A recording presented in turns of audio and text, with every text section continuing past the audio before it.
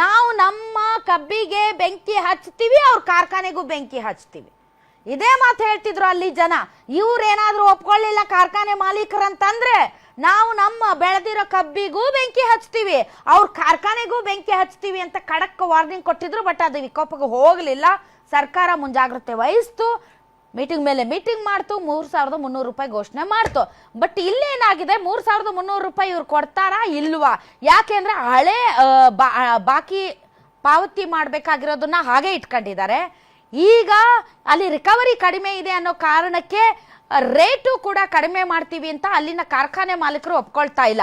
ಕಾರ್ಖಾನೆ ಮಾಲೀಕರು ಯಾರ್ರೀ? ಅಲ್ಲಿರೋರು ಯಾರು? ಬಾಗಲಕೋಟೆಯಲ್ಲಿ ಶಾಮನೂರು ಶಿವಶಂಕರಪ್ಪ ಅವ್ರದ್ದಿದೆ, ಮುರುಗೇಶ್ ನಿರಾಣಿ ಅವ್ರದ್ದಿದೆ, ಇನ್ನು ಯಾರ್ಯಾರ್ದಿದೆ ಎಲ್ಲ ರಾಜಕೀಯ ನಾಯಕರದೇ ಇದೆ.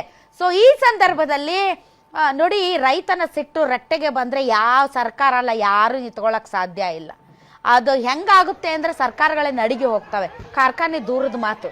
ಆದ್ರೆ ಈ ರೀತಿಯಾದಂಥ ಘಟನೆಗಳು ನಡೀಬಾರ್ದು. ಸರ್ಕಾರ ಮುಧೋಳದ ರೈತರನ್ನ ಸ್ವಲ್ಪ ಈಸಿಯಾಗಿ ತಾಳ್ತು ಅಂತ ಅನ್ಸುತ್ತೆ.